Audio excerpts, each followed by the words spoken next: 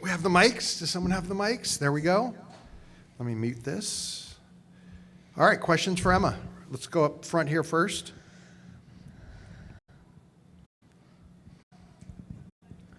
Hi, Emma. Hey. Get your thoughts on just having Trinity back on the field again and the kind of game she had and to punctuate it with a goal at the end. Yeah, I'm happy for her. Really am. I think it was a hard year. We all know, and she's ready to move forward, which I think today symbolises that. Like it's a fresh year. It's a fresh start for her. She's settled. She's happy.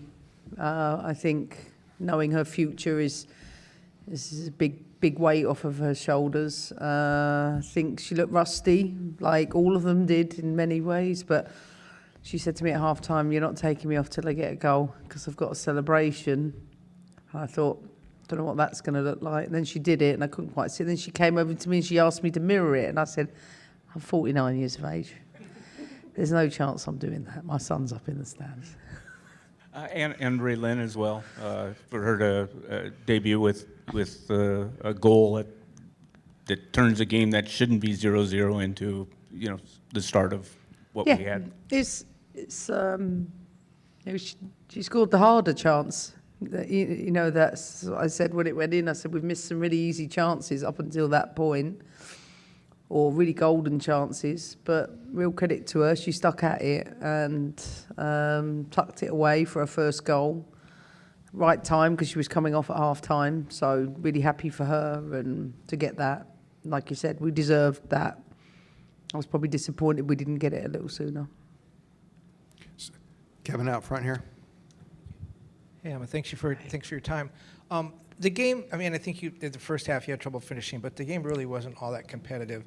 Is that a good way to start the year, to have everyone feel confident and feel good about themselves, or would you rather have a game that was really tight?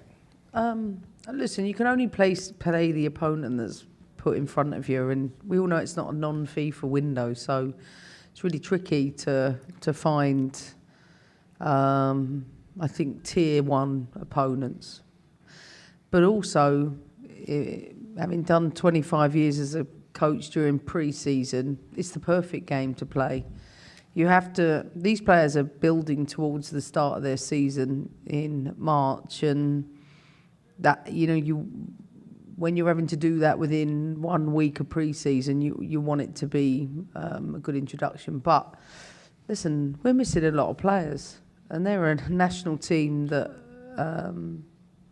yes, okay, might not have the resources we have in this country, but don't take anything away from the players, because there's a lot of inexperience out there. We had 3 debutantes, players that had only maybe played second or third cap. There was a lot of inexperience for us, and there's a lot of nerves that come with that. But I thought the team handled themselves really well, considering.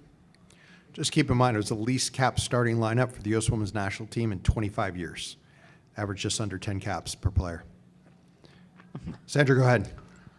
Hi, Emma. You had mentioned for this camp leaning on Claire Hudden, Trinity Rodman, Emily Sams as players that you're tasking with leadership. Today we got to see Trinity wear the armband, pass it off to Claire Hudden. Hudden was very present, mentioned in the mixed zone how you had mentioned to her, take off the visor, head up, reach out to players. What's your observations of those players and how they've received that feedback from you? How have you seen them kind of taking on what you've tasked them with in terms of the leadership, and what did you think of Hudden's and Rodman's performance tonight in terms of the captaincy? I credit the man next to me. He made sure that Trin was well prepped for the responsibilities that come with that, and all the little things that come with that, which I know she really appreciated. People like responsibility, so to give them that was only going to add value to their performances, because they care about the team, they care about the crest, and I think Trin did a great job of ensuring, we carry on our customs and our traditions, and by scoring a goal and signing off like that is always great for the fans. She knows how important it is to produce for our fans. And I think for Claire, I think she's a future captain in the making, without question. So what a great learning moment for her to have that situation. And also with all of her peers coming onto the pitch, with Maddie Darlene and Sally Menti, you know, imagine how that must feel for her and for them to see that Claire is getting the armband at a tender age. But if you worked with her, you'd know she's mature beyond her years, and she handles herself as an experienced pro. Tremendous player. I do believe Claire's keeping that armband. Let's go to the back there. Just pass it around there. Hi, I'm Georgia. I'm here with Kids Scoop Media.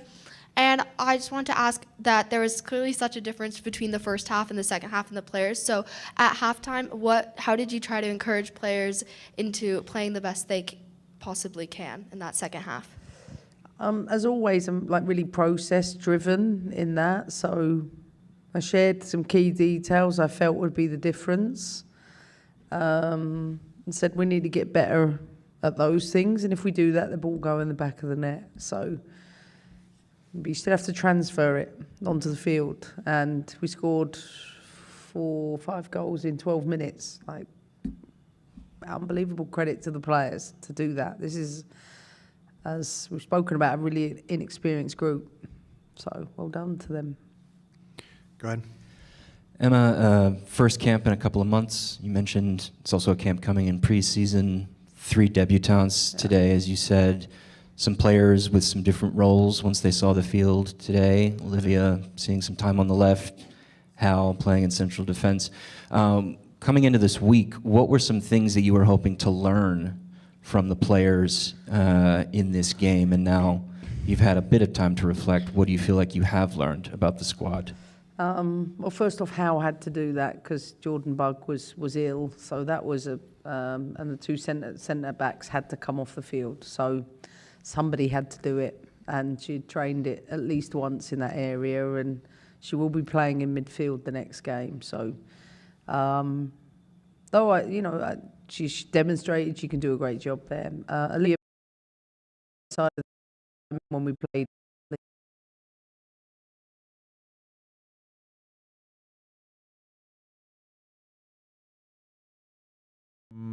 That allows me to have a look at other tests like Alice Sentner in the first Croy-Bethune. So I think I've seen what it too from Olivia to know that she's going to be an impact for us in our future. I just wanted to see where Ali was today in relation to that. Let's go online to Jeff. Let's go online to Jeff Carlisle. Oh, no, sorry, Damien. Thank you. Yep. Hi, Fitz. Emma, if you could go back to Ryland, she said she was in a futures camp last year. What did you see from then, and how did she sort of carry that over into the club season? And what do you want to see her grow into this season coming up? I think last year at the futures camp, you could see she was actually playing out on the wing a little bit more. She's got an unbelievable athleticism to get in behind. She's very good aerially.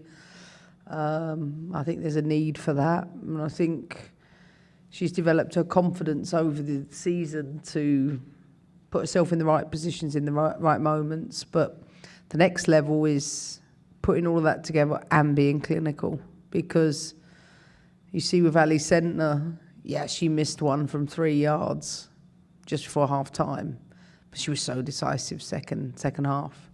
And the realities are at the highest possible level. You don't get 3 and 4 chances. You get 1 and 2. So I think for her, she needs to keep focusing on her development at club.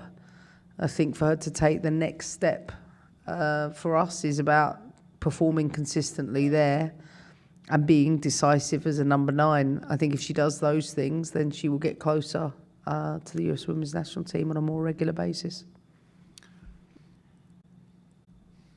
Thanks, Aaron. Along those lines, obviously it is preseason, a big scoreline today, but building into the game next week, what are some things that you're looking to improve on and build on based on this performance?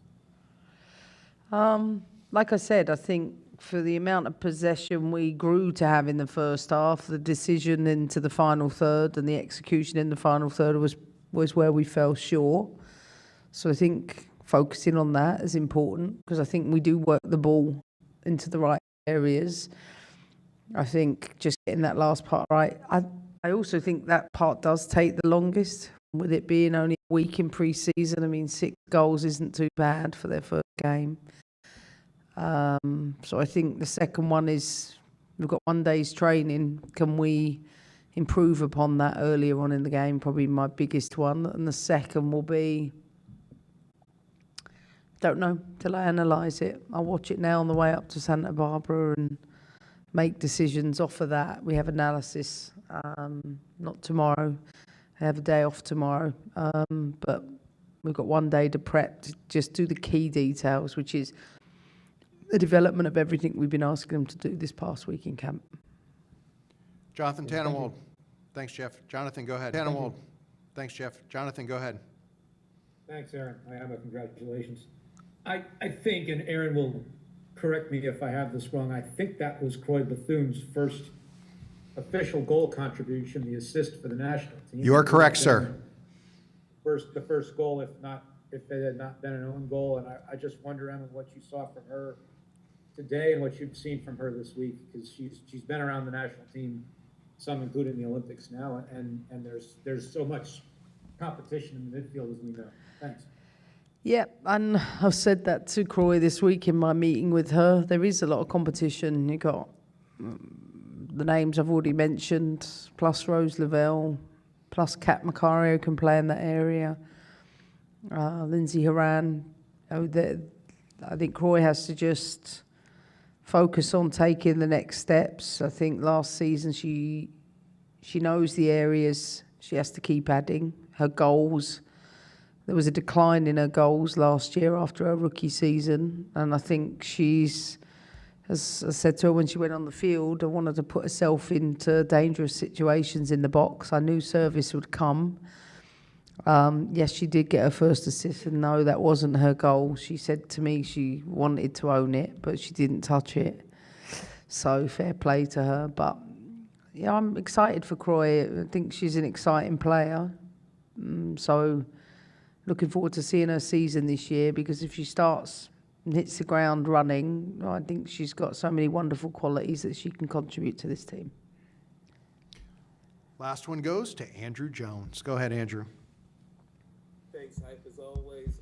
Emma, Maddie McGlynn, always a goalkeeper that's able to make contributions from out the back and staying alert. Just what you would say about her performance today in terms of being active, even if she wasn't having to deal with shots coming her way. I think it's the best camp Mandy's had for us, to be honest. And I think that's great for us in the goalkeeping department. I think she feels really clear about her direction and what she wants to achieve this year, and her training reflected that. And I think her in-game performance, though she didn't have a lot to do, she still made the right decisions in the right moment. So really happy with Mandy, and I'm happy she feels settled to really kick on for the next stage of her career, because she's very ambitious. And I think last year maybe she stagnated a little bit.